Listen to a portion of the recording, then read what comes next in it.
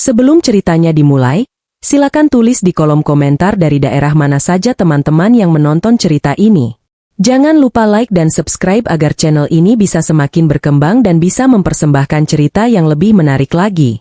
Pagi itu, udara masih lembab setelah hujan semalam. Aku berdiri di depan lemari, memegang baju gamis yang baru saja kusetrika. Warnanya biru lembut, sederhana tapi rapi. Hari ini seharusnya menjadi hari penting, acara keluarga besar suamiku. Semua kerabat akan datang, termasuk orang-orang yang jarang berkumpul. Dalam hati aku ingin tampil sopan, bukan untuk pamer, tapi sekadar menghormati keluarga yang lebih tua. Namun sejak pagi, suasana di rumah terasa aneh. Suamiku, Raffi, yang biasanya cerewet soal penampilan, kini malah bersikap dingin. Ia duduk di sofa sambil menatap ponselnya, tidak sekalipun menatapku. "Mas, kita berangkat jam berapa?" Tanyaku pelan sambil melipat kerudung. "Berangkat." Ia mendengus tanpa menoleh. "Kayaknya kamu gak usah ikut, deh. Mama bilang tempatnya gak cukup. Lagian, kamu juga gak terlalu kenal mereka." Aku terdiam. Dada terasa sesak mendengar jawabannya. Sudah berkali-kali aku berusaha diterima oleh keluarganya, tapi selalu saja ada alasan agar aku tak ikut dalam acara mereka. "Tapi kan aku udah siapin kado, Mas. Lagian, ini keluarga kamu juga. Masa aku gak boleh hadir?" Ucapku berusaha tenang. Raffi bangkit dari sofa dan menatapku dengan ekspresi datar. "Jangan ngotot, ya. Mama udah bilang, biar aku aja yang pergi. Kamu istirahat di rumah. Toh, gak ada yang nyari kamu juga." Aku tersenyum pahit. Lidahku keluh. Aku tahu, di balik kata-kata itu, ada rasa malu yang selama ini disembunyikan suamiku terhadapku. Ia sering tak mengaku kalau aku istrinya, terutama di depan teman-teman atau keluarganya yang lebih berada. Beberapa menit kemudian, ponselku berdering. Nama yang muncul di layar membuat hatiku langsung ciut. "Mama Raffi." Aku menjawab dengan suara pelan. "Halo, Ma." Suara di seberang terdengar tajam. "Kamu gak usah datang, ya? Udah disiapin semuanya tanpa kamu. Lagian, nanti kalau kamu datang, malah bikin malu keluarga. Kamu tuh suka salah bicara, gak bisa jaga sikap." Aku menarik napas panjang. "Tapi, Ma, saya cuma mau silaturahmi." Silaturahmi itu kalau orang diterima, bukan kalau maksa. "Dengar ya, jangan muncul di acara itu. Udah cukup, biar Raffi aja yang datang." Klik. Telepon ditutup sepihak. Aku berdiri terpaku di tengah ruang tamu. Suara detak jam dinding terasa begitu keras di telinga. Rasa sakit menjalar dari dada sampai ke ujung jari. Tapi di sela kesedihan itu, muncul juga rasa heran. Kenapa mereka begitu takut kalau aku datang? Sore itu, aku mencoba menenangkan diri. Aku berpikir, mungkin memang lebih baik aku tidak hadir. Tapi sesuatu di dalam diriku berkata lain. Aku punya hak sebagai istri untuk datang ke acara keluarga suamiku. Aku tidak berniat memalukan siapapun. Aku hanya ingin dihormati, walau sedikit. Saat aku sedang berpikir, ponselku kembali berbunyi. Kali ini dari Dina, adik iparku. Pesannya muncul bertubi-tubi di layar. "Kak, gak usah maksa datangnya. Mama malu kalau ada kamu. Udah tahu bukan level kita, masih aja sok ikut-ikutan. Nanti kalau ada wartawan foto, gimana coba? Bisa viral. Haha." Tanganku gemetar saat membaca pesan itu. Rasa marah dan sedih bercampur jadi satu. Aku mengetik balasan, tapi akhirnya ku hapus. Tak ada gunanya membalas orang yang memang tak mau mengerti. Raffi keluar dari kamar, kini sudah memakai batik rapi. Ia menatapku sekilas. "Aku pergi dulu, jangan lupa kunci pintu." Aku menatap punggungnya yang menjauh tanpa menoleh sedikit pun. Air mataku jatuh tanpa suara. Aku tak ingin menangis di depannya. Aku hanya bisa berdoa dalam hati. "Ya Tuhan, kalau aku memang tak pantas di mata mereka, setidaknya beri aku kekuatan untuk tidak membenci." Hari berganti malam. Aku duduk di balkon, menatap langit yang gelap. Di kepala, bayangan wajah mertua dan adik iparku berputar-putar. Aku tak bisa tidur. Kata-kata hinaan mereka terus terngiang. Keesokan harinya, sebuah pesan masuk dari grup keluarga besar. Foto-foto acara sudah tersebar. Semua tersenyum, termasuk Raffi, yang berdiri di barisan depan. Di bawah foto, ada komentar dari adik ipar. Alhamdulillah, acara lancar tanpa drama. Wajah lega. Dadaku terasa diremas. Jadi mereka benar-benar lega karena aku tak hadir. Aku menatap layar lama, lalu menutup ponsel dengan tangan gemetar. Namun, di tengah luka itu, sebuah ide muncul di benakku. Tidak, bukan untuk membalas dendam, aku hanya ingin membuktikan bahwa keberadaanku bukan aib. Aku ingin datang ke acara berikutnya, bukan sebagai beban, tapi sebagai seseorang yang pantas dihormati. Beberapa hari kemudian, aku menerima kabar bahwa keluarga besar akan mengadakan acara lanjutan minggu depan, syukuran ulang tahun mertua. Aku tersenyum tipis. Mungkin inilah saatnya. Malam itu aku berdoa lama. Tunjukkan caranya agar aku bisa hadir dengan cara yang engkau ridai, bukan dengan amarah. Pagi berikutnya, aku membuka lemari kecil di pojok kamar. Di dalamnya ada kotak berisi kartu nama seorang sahabat lama, Rania, teman kuliah yang kini bekerja di perusahaan besar milik keluarga suamiku. Kami sudah lama tak bertemu. Aku ragu sejenak, tapi akhirnya nekat menelponnya. Ran, ini aku, Nisa. Kamu masih ingat aku? Suara di seberang langsung berubah ceria. Ya Allah, Nisa. Tentu ingat. Kamu apa kabar? Aku sering dengar kabar tentang kamu, tapi gak pernah ketemu. Aku tersenyum lirih. Aku butuh bantuanmu sedikit, tapi kalau merepotkan, aku bisa cari cara lain. Rania tertawa lembut. Udah deh, jangan basa-basi. Ceritain aja, siapa yang berani nyakitin kamu kali ini? Untuk pertama kalinya setelah lama diam, aku menceritakan semuanya. Tentang rencana suamiku, hinaan mertua, dan pembatalan tiket itu. Rania mendengarkan tanpa menyela sedikit pun. Setelah aku selesai bercerita, ia berkata pelan, Miss, tenang aja. Aku bantu kamu datang ke acara itu. Tapi bukan cuma datang, kamu akan datang dengan cara yang bikin semua orang gak bakal berani meremehkan kamu lagi. Aku terdiam. Suaranya terdengar yakin. Tapi entah kenapa, aku percaya. Malam itu aku tidur dengan perasaan yang berbeda. Bukan dendam, bukan marah, hanya keyakinan bahwa suatu saat, orang yang direndahkan akan berdiri tegak tanpa perlu berteriak. Dan aku tahu, hari itu akan segera datang. Seminggu sebelum acara ulang tahun mertua, aku mulai mempersiapkan diri. Rania, sahabat lamaku, benar-benar menepati janjinya. Ia tidak hanya menenangkanku, tapi juga menyusun rencana agar aku bisa datang tanpa diketahui oleh suami dan keluarganya. Nisa, kamu gak perlu takut. Kadang cara terbaik menghadapi orang yang merendahkan kita adalah muncul tanpa kata, tapi dengan bukti bahwa kita tetap berdiri, katanya lewat telepon malam itu. Aku mengangguk walau ia tak bisa melihat.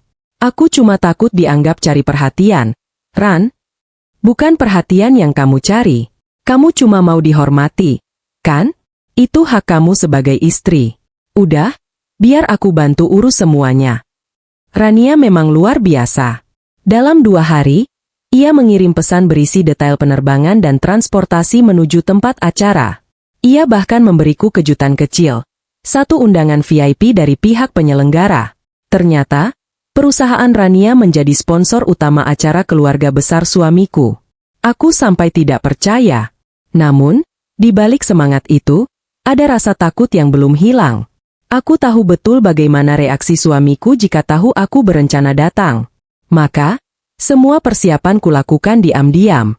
Aku pura-pura tak peduli, seolah tidak tahu kapan acaranya. Raffi terlihat puas. Ia sering bersenandung di rumah sambil menelepon ibunya.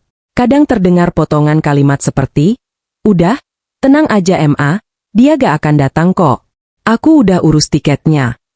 Setiap kali mendengar itu, dadaku terasa perih. Tapi aku belajar untuk tidak bereaksi. Aku tahu, diamku kali ini akan menjadi senjata paling tenang. Suatu malam, aku memeriksa email di ponsel. Mataku membesar ketika melihat notifikasi masuk dari maskapai penerbangan. Subjeknya, pembatalan tiket atas nama Nisa Rahmawati. Aku menatap layar lama. Ada rasa panas menjalar ke wajahku. Aku tidak pernah memesan tiket apapun. Jadi siapa yang membatalkan? Aku membuka detail email itu. Benar saja, tiket penerbangan yang dipesan atas nama suamiku dan aku untuk tanggal acara telah dibatalkan. Tapi hanya tiket atas namaku yang dibatalkan. Alasannya, permintaan pembatalan dari pihak pembeli. Dan pembelinya adalah Raffi sendiri. Tanganku bergetar hebat. Aku duduk di lantai sambil menatap ponsel itu lama. Semua dugaanku terbukti. Ia benar-benar tidak ingin aku datang. Ia ingin semua orang percaya bahwa aku tidak peduli pada keluarganya, sementara ia tampak sebagai anak berbakti di depan mereka. Air mataku menetes, tapi bukan karena kecewa. Entah kenapa, kali ini aku justru merasa lega. Setidaknya sekarang aku tahu kebenarannya. Aku tak akan menangis lagi. Aku hanya berbisik pelan. Baik, Mas, kalau begitu, biar aku datang dengan caraku.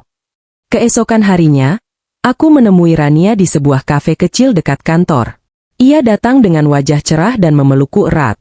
Kamu kelihatan lebih tenang dari yang aku bayangkan, katanya sambil tersenyum. Aku tertawa kecil. Mungkin karena aku udah capek nangis. Rania mengeluarkan amplop putih dari tasnya. Ini tiket baru buat kamu. Aku pesankan pakai nama perusahaan. Jadi gak ada yang bisa lacak. Aku tertegun. Ran, kamu benar-benar bantu aku sejauh ini. Ia menggeleng. Aku cuma bantu orang baik yang lagi disakiti. Lagi pula, kamu gak sendiri. Aku akan ikut ke acara itu juga, karena aku mewakili sponsor. Jadi nanti kamu gak perlu takut. Aku nyaris menitikkan air mata lagi, tapi kali ini karena haru. Selama beberapa hari berikutnya, aku diam di rumah, pura-pura tidak tahu apa-apa. Raffi terlihat semakin santai. Ia bahkan menertawakanku ketika melihatku menonton TV. Gak ada acara buat kamu minggu ini, kan? Katanya dengan nada menggoda. Aku hanya tersenyum. Enggak kok, Mas. Aku cuma mau istirahat. Ia tertawa puas, lalu berkata, bagus. Jangan bikin malu keluarga. Aku ingin menjawab, tapi kutahan. Aku hanya menatapnya sesaat, lalu kembali ke layar TV, seolah tak peduli. Hari demi hari berlalu. Aku menyusun semua perlengkapan kecil yang kubutuhkan untuk perjalanan. Gamis baru yang kubeli dari hasil tabungan, kerudung lembut warna krim, dan tas kecil pemberian ibu sebelum beliau meninggal. Setiap benda itu memiliki arti, seakan menjadi saksi bahwa aku tidak sendirian. Malam sebelum keberangkatan, aku berdiri di depan cermin cukup lama. Di balik wajah tenang itu, aku melihat perempuan yang dulu sering meragukan dirinya sendiri, kini mulai bangkit. Aku gak mau balas dendam, bisikku pada diri sendiri. Aku cuma mau dihargai.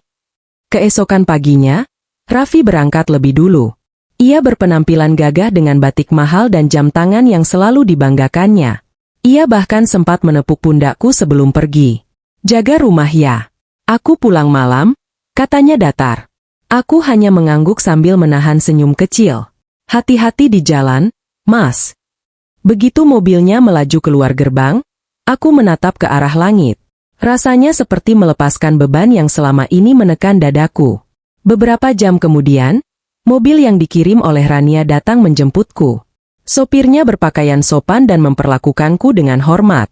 Ia membuka pintu sambil berkata, "Selamat pagi, Bu Nisa. Kita langsung ke bandara ya?" Aku mengangguk, mencoba menahan rasa gugup yang mulai muncul. Dalam perjalanan, aku menatap keluar jendela. Jakarta pagi itu tampak ramai, tapi di mataku semuanya berjalan lambat. Setiap detik seperti menuntunku menuju babak baru hidupku. Sampai di bandara, aku menarik napas panjang. Suasana ramai dengan suara pengumuman keberangkatan dan langkah-langkah tergesa orang-orang. Tapi di tengah hiruk-pikuk itu, aku merasa damai. Aku menatap tiket di tangan, namaku tertera jelas di sana, Nisa Rahmawati VIP Guest. Tiba-tiba, ponselku bergetar. Sebuah pesan masuk dari Dina, adik iparku. "Kak Nisa, gak usah sok datang ke acara keluarga ya. Mama udah bilang, semua kursi penuh. Lagian, gak ada yang nyari kamu juga. Nikmatin aja di rumah." Aku tersenyum kecil. Pesan itu kubaca tanpa rasa sakit. Kali ini, aku hanya membalas singkat. "Terima kasih sudah mengingatkanku, Din." Jaga diri di acara? Ya.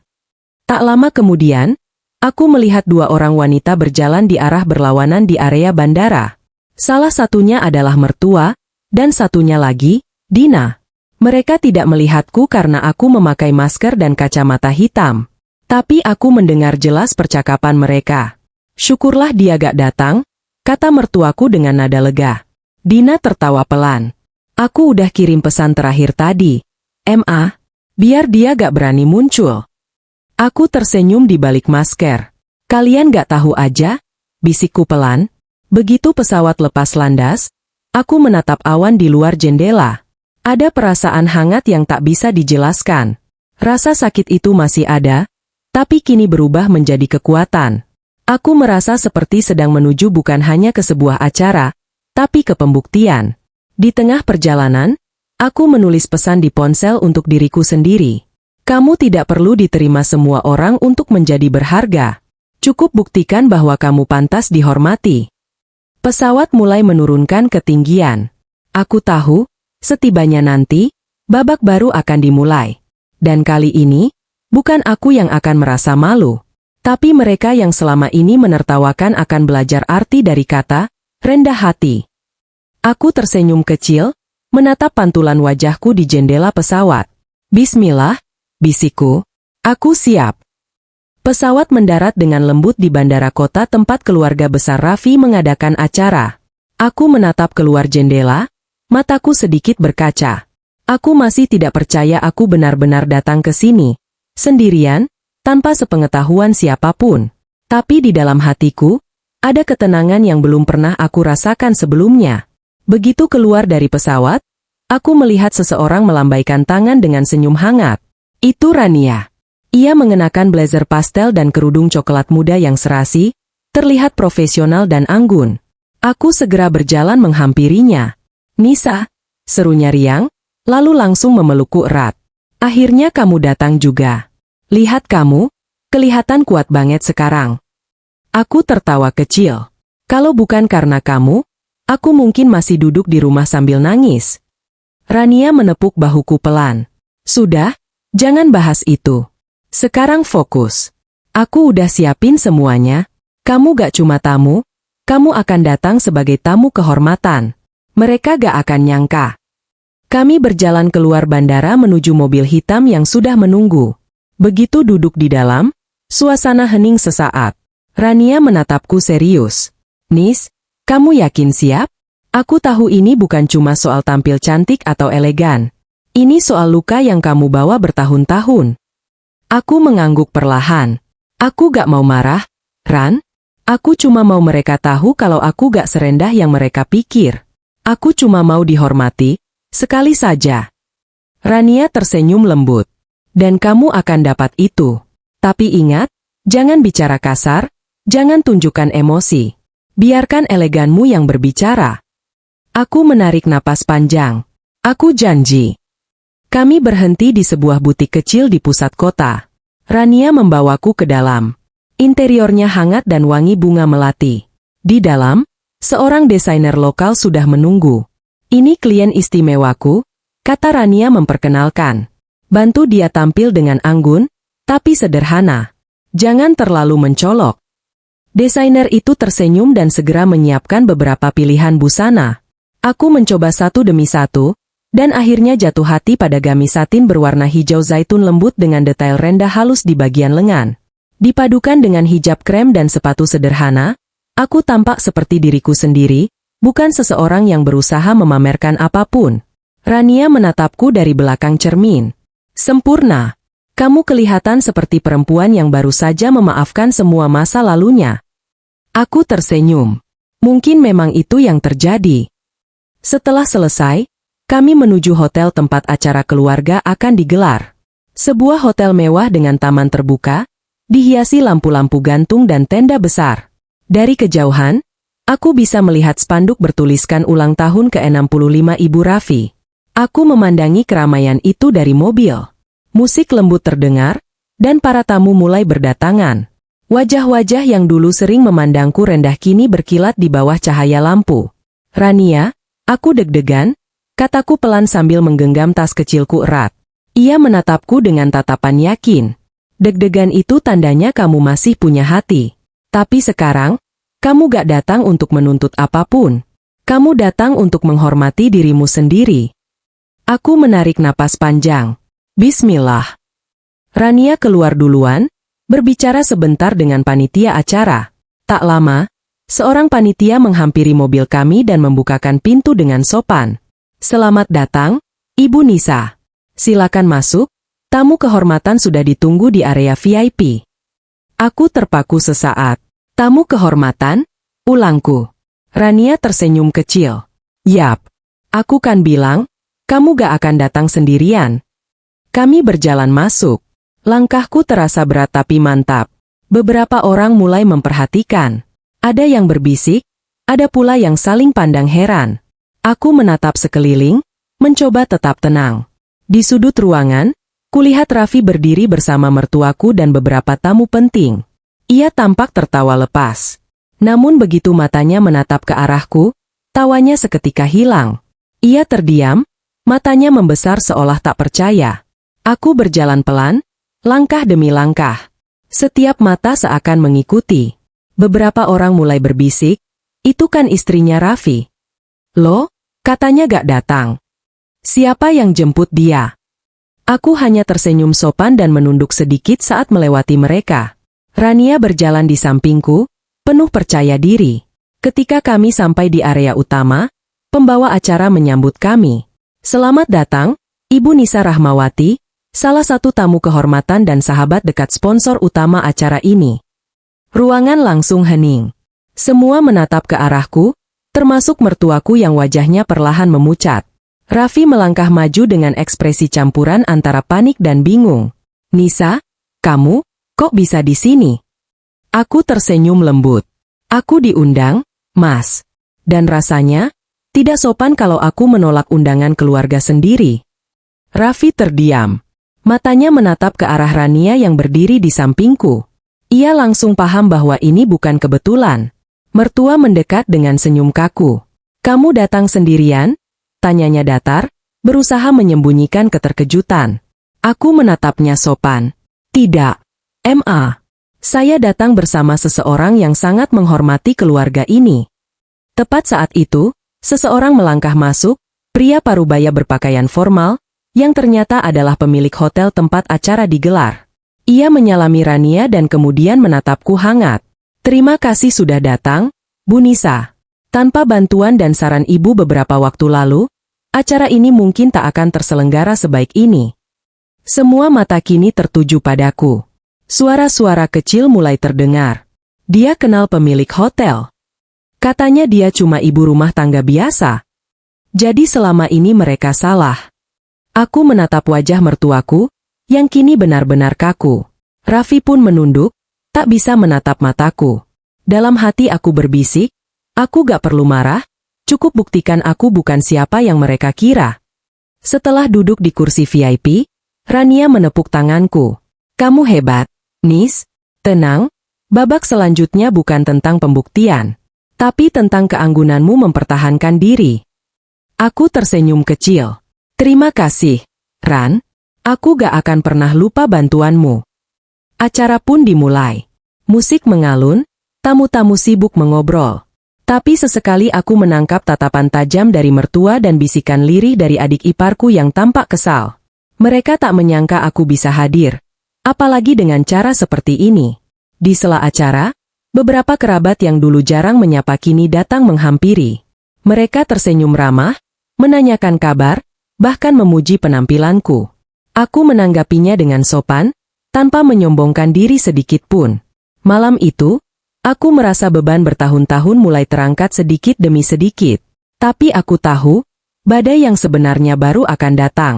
Karena ketika seseorang merasa kehilangan kendali atas orang yang dulu mereka rendahkan, biasanya yang muncul bukan penerimaan, melainkan kemarahan. Dan aku bisa merasakan itu dari tatapan mertua yang menatapku dingin dari seberang meja. Aku memegang gelas air putihku erat-erat. Dalam hati aku berdoa, ya Allah, kuatkan aku. Aku tidak ingin balas dendam. Aku hanya ingin tetap tenang di tengah badai. Lampu-lampu mulai meredup. Pembawa acara mengumumkan bahwa segmen selanjutnya adalah sambutan dari keluarga inti. Raffi melangkah naik ke podium. Suaranya terdengar gemetar. Malam ini, ada kejutan untuk Mama. Tapi ternyata, ada kejutan lain yang lebih besar juga. Ia berhenti sejenak, menatap ke arahku. Seseorang yang kukira tidak akan datang, ternyata ada di sini.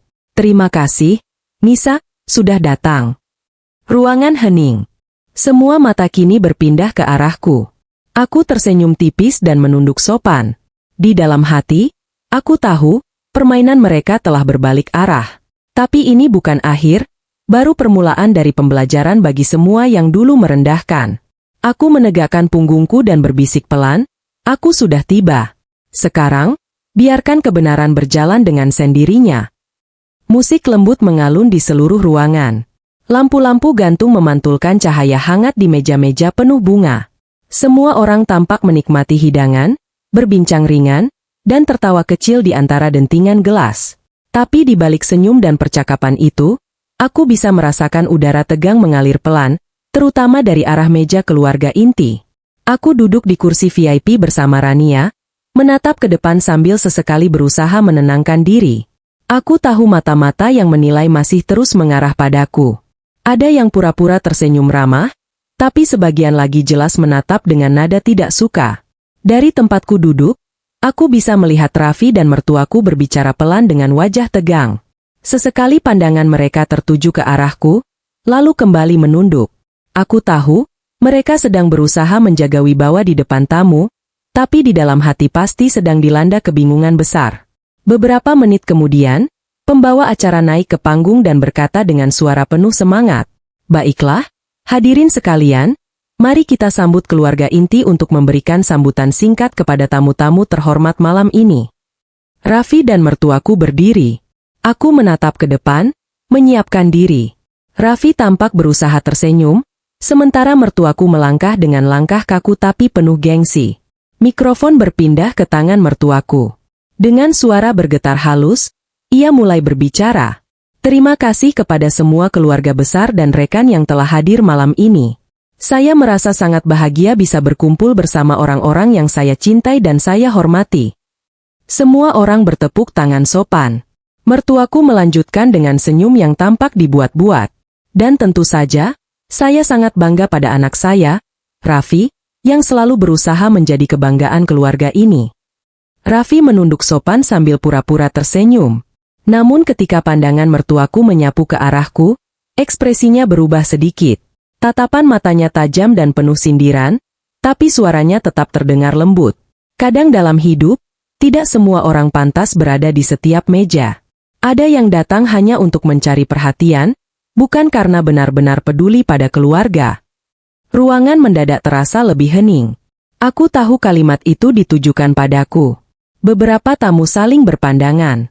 Ada yang pura-pura tidak mendengar, ada pula yang menahan napas. Aku menatap ke arah Rania, tapi ia hanya menggeleng pelan seolah berkata, "Tetap tenang." Aku menarik napas panjang dan tersenyum, seolah tidak terguncang sama sekali. Mertuaku melanjutkan dengan nada yang makin menusuk. "Dan saya selalu percaya, keluarga besar ini harus dijaga oleh orang-orang yang tahu tata krama. Yang datang bukan untuk pamer, tapi untuk menghormati." Aku menggenggam gelas di tangan erat-erat. Suara bisik-bisik mulai terdengar di beberapa meja. "Dia ngomongin siapa? Kayaknya buat itu deh, istrinya Raffi." "Aduh, kok ngomongnya terang-terangan banget, ya?" Rania mencondongkan tubuhnya pelan dan berbisik, "Tenang, sabar. Jangan terpancing. Orang yang marah akan kalah di depan banyak mata." Aku menatapnya dan mengangguk kecil. Aku tahu. Setelah selesai bicara, mertuaku turun dari panggung dengan langkah anggun tapi penuh kesombongan. Ia kembali ke meja dan duduk tepat di depan kami. Sekilas ia menatapku, lalu memalingkan wajahnya dengan lirikan sinis. Aku tetap tersenyum dan menunduk sopan. "Terima kasih, Ma," bisikku lirih tapi cukup jelas untuk didengar. Tatapan mertuaku langsung tajam, tapi ia tak bisa membalas di depan tamu. Beberapa saat kemudian, acara berlanjut dengan sesi hiburan dan makan malam. Para tamu mulai bangkit dari kursinya untuk mengambil makanan. Aku pun berdiri perlahan, mencoba bergabung agar tidak tampak canggung. Namun begitu aku mendekati meja hidangan, dua orang tante dari pihak keluarga Raffi menghampiriku. Mereka tersenyum ramah, tapi nada bicaranya terasa menusuk. "Nisa ya? Wah, kamu ternyata datang juga. Padahal katanya gak jadi ikut." "Loh?" Aku tersenyum sopan. "Iya, tante. Mendadak dapat kesempatan." "Oh, baguslah. Tapi, maaf ya, kursi di meja keluarga udah penuh. Kamu gak keberatan duduk di sini, kan?" ujar yang satunya sambil menunjuk meja di pojok ruangan. Aku menatap meja itu sekilas. Di sana duduk para staf acara, bukan keluarga. Aku menatap mereka dan tetap tersenyum. "Gak apa-apa, tante. Saya dimanapun nyaman. Yang penting bisa ikut bahagia di acara ini." Mereka berdua saling pandang, seolah kecewa karena aku tidak bereaksi seperti yang mereka harapkan. Aku melangkah pelan ke meja pojok. Namun sebelum aku benar-benar duduk, suara dari arah panggung kembali terdengar. Pembawa acara berkata, "Baik, sebelum kita lanjut ke pemotongan kue, kami ingin memanggil salah satu tamu kehormatan untuk memberikan ucapan singkat." Rania tersenyum sambil menatapku. "Kayaknya itu giliran kamu, Nis." Aku terkejut. "Aku?" Ia mengangguk. "Iya, panitia baru kasih tahu barusan. Ayo, ini kesempatanmu untuk bicara, tapi dengan elegan." Aku menatap ke depan. Semua orang sudah memandang ke arahku. Raffi terlihat gelisah, sementara mertuaku memicingkan mata, jelas tidak senang. Dengan langkah mantap, aku naik ke panggung. Mikrofon terasa dingin di tanganku. Aku menarik napas dalam dan mulai berbicara dengan suara lembut tapi tegas. "Assalamualaikum warahmatullahi wabarakatuh. Terima kasih atas kesempatan yang diberikan malam ini. Jujur, saya tidak menyangka bisa berdiri di sini, di antara keluarga besar yang selama ini banyak saya dengar tapi jarang saya temui." Beberapa orang mulai tersenyum. Aku melanjutkan. "Saya datang bukan untuk mencari perhatian, apalagi pengakuan. Saya datang karena rasa hormat saya pada keluarga ini. Karena saya percaya, sebesar apapun perbedaan, setiap keluarga tetap punya ruang untuk saling menghargai." Aku berhenti sebentar. Suara di ruangan benar-benar hening. Bahkan suara sendok di piring pun nyaris tak terdengar. Aku melanjutkan dengan nada lebih hangat. "Kadang orang datang dalam diam, bukan untuk pamer, tapi untuk belajar menjadi lebih sabar. Dan malam ini, saya hanya ingin berterima kasih kepada semua yang sudah mengajarkan saya arti ketulusan, meski lewat luka." Beberapa tamu tampak menunduk. Ada yang menatapku dengan kagum, ada pula yang terharu. Aku menutup ucapanku dengan senyum kecil. "Semoga kebersamaan malam ini menjadi awal yang lebih baik untuk kita semua. Terima kasih." Tepuk tangan bergema di seluruh ruangan. Rania tersenyum lebar. Beberapa orang dari pihak keluarga bahkan berdiri dan menyalamiku setelah aku turun dari panggung. Namun di tengah tepuk tangan itu, aku melihat wajah mertuaku yang memerah. Ia tampak menahan amarah, sementara Raffi duduk kaku di sampingnya. Setelah acara pemotongan kue, aku sempat berjalan ke taman belakang hotel untuk menenangkan diri. Rania menyusul beberapa menit kemudian. "Kamu luar biasa, Nis. Aku lihat banyak orang mulai berpihak ke kamu." Aku tersenyum kecil. "Aku gak mau mereka berpihak, Ran. Aku cuma mau mereka tahu aku bukan musuh." Kami duduk di bangku taman, menikmati udara malam yang sejuk. Namun ketenangan itu tak berlangsung lama. Tiba-tiba, suara langkah tergesa terdengar. Aku menoleh, mertua datang bersama Raffi. "Nisa," suaranya tegas, nyaris bergetar, "boleh bicara sebentar?" Rania hendak berdiri, tapi aku menahannya. "Gak apa-apa, Ran. Aku hadapi sendiri." Aku menatap mertuaku. Wajahnya dingin, tapi di matanya ada kilatan yang sulit dijelaskan. Ia berdiri di hadapanku, lalu berkata lirih namun tajam, "Kamu pikir kamu bisa mempermalukan keluarga saya di depan semua orang dengan kata-kata manis itu?" Aku menatapnya tenang. "Saya tidak berniat mempermalukan siapapun, Ma. Saya cuma bicara jujur." "Jujur?" Ia mendengus. "Jujur itu bukan di depan orang banyak, tapi di rumah. Kamu sengaja cari simpati. Semua orang tadi memuji kamu, padahal kamu cuma numpang nama Rania. Aku menggeleng perlahan. Saya datang dengan izin dan undangan, MA. Bukan numpang. Kalau saya ingin pamer, saya sudah lakukan dari dulu. Tapi saya memilih diam. Mertuaku terdiam, wajahnya memerah karena marah tapi tak menemukan celah untuk menyerang.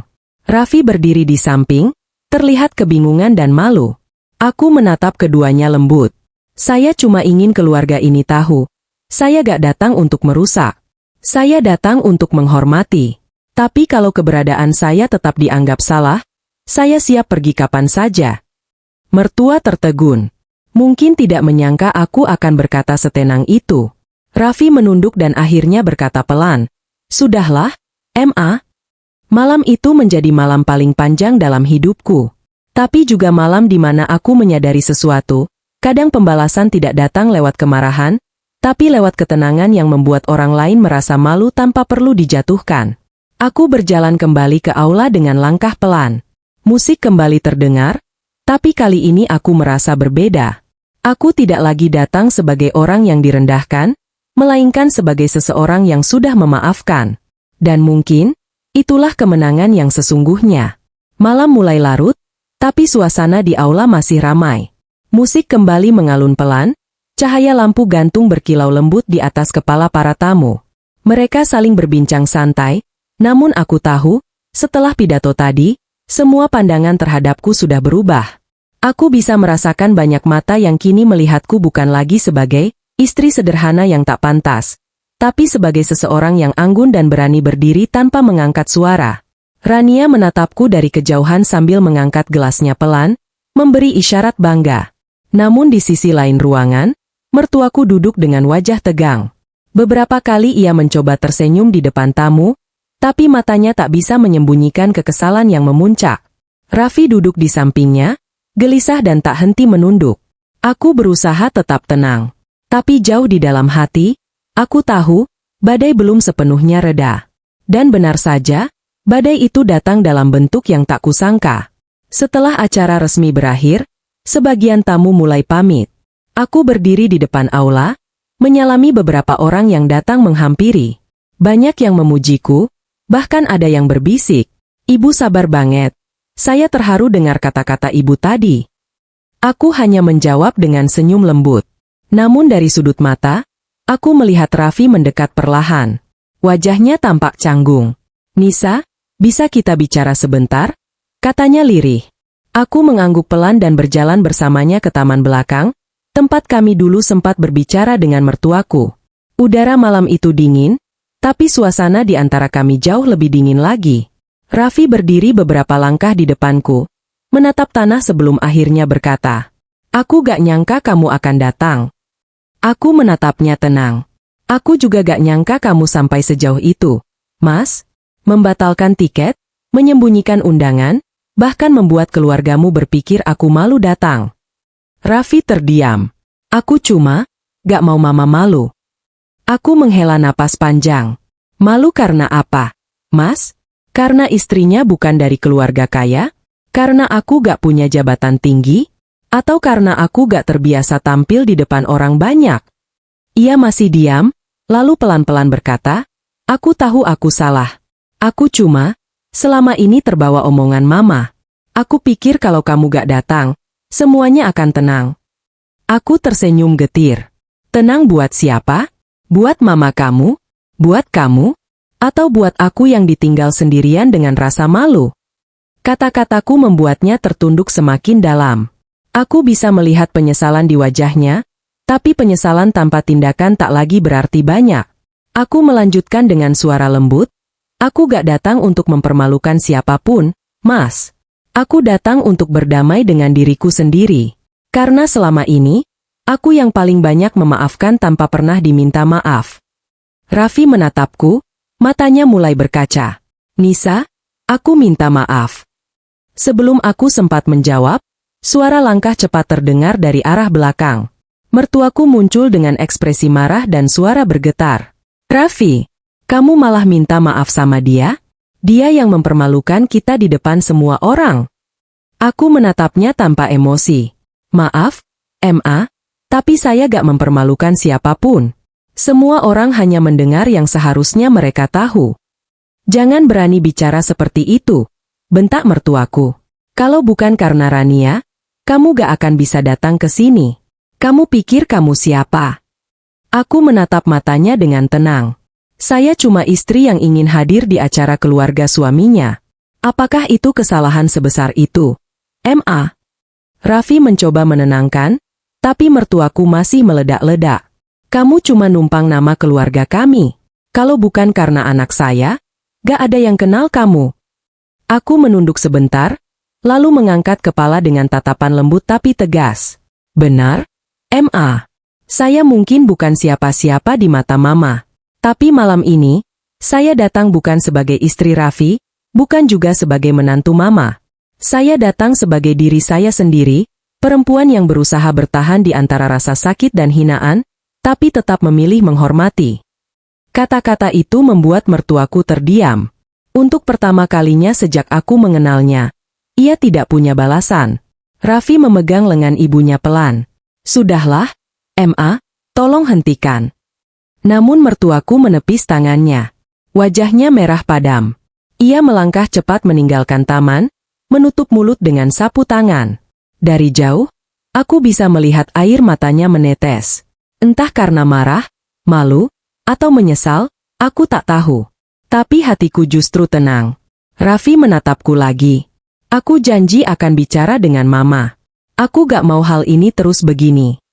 Aku mengangguk pelan. Aku gak minta Mama berubah. Mas, aku cuma ingin dihargai. Kalau itu terlalu berat, biarkan aku jalan sendiri. Ia menunduk dalam, lalu berkata lirih.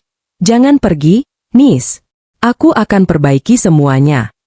Aku menatapnya lama, lalu berkata, aku akan lihat apakah kata-katamu kali ini benar-benar berubah jadi perbuatan. Aku udah terlalu sering dengar janji. Mas? Kami berjalan kembali ke aula. Beberapa tamu terakhir masih berbincang, sementara Rania mendekat dengan ekspresi lega. Kamu gak apa-apa? Tanyanya. Aku tersenyum. Aku baik, Ran. Mungkin baru kali ini aku benar-benar merasa bebas. Rania menggenggam tanganku erat. Kamu udah lakukan hal besar malam ini. Bukan buat nunjukin siapa yang salah, tapi buat nunjukin siapa yang kuat. Aku menatap ke arah pintu keluar, tempat mertuaku tadi pergi. Dalam hati aku berdoa pelan, semoga Mama diberi hati yang lembut. Beberapa hari setelah acara itu, hidup terasa jauh lebih tenang. Raffi pulang kerja dengan wajah yang berbeda, lebih tenang, lebih hangat. Ia mulai sering membantuku di rumah, bahkan suatu malam berkata, Nis, aku udah bicara sama Mama. Dia nangis. Katanya dia malu atas apa yang udah dia lakuin selama ini. Aku terdiam lama. Air mata hangat jatuh tanpa kusadari. Aku gak butuh dia minta maaf, Mas. Aku cuma pengin dia tahu aku gak pernah dendam. Raffi memegang tanganku erat. Dia minta kamu datang ke rumah minggu depan. Katanya dia mau bicara baik-baik. Minggu berikutnya, aku datang dengan hati berdebar. Di ruang tamu, mertuaku duduk menunggu. Wajahnya tampak lelah tapi lembut. Begitu aku masuk, ia berdiri dan menatapku dengan mata berkaca. Nisa, suaranya pelan, nyaris bergetar. Mama, minta maaf. Aku terdiam. Air mataku langsung mengalir. Ia berjalan pelan ke arahku, menggenggam tanganku, lalu memelukku erat. Mama salah. Mama pikir kamu cuma numpang. Tapi ternyata kamu yang paling sabar di antara kami. Aku tak bisa berkata apa-apa, hanya membalas pelukannya dengan tangis tertahan. Raffi berdiri di belakang kami, ikut menunduk, matanya pun basah. Sejak hari itu, semuanya berubah. Rumah yang dulu penuh dingin, perlahan terasa hangat. Mertuaku mulai sering datang tanpa menuntut, bahkan sesekali mengajakku memasak bersama. Raffi pun berubah menjadi suami yang lebih pengertian. Ia belajar meminta maaf sebelum aku terluka, dan belajar menghargai sebelum kehilangan. Dan aku belajar bahwa harga diri bukan tentang membalas dengan kemarahan, tapi membuktikan dengan ketenangan. Di akhir kisah ini, aku menatap langit sore dari jendela rumah. Sinar matahari jatuh lembut di antara tirai. Aku tersenyum, lalu berbisik pelan. Kadang, Tuhan izinkan kita dihina bukan untuk menjatuhkan, tapi agar saat kita berdiri, semua tahu siapa yang sebenarnya kuat.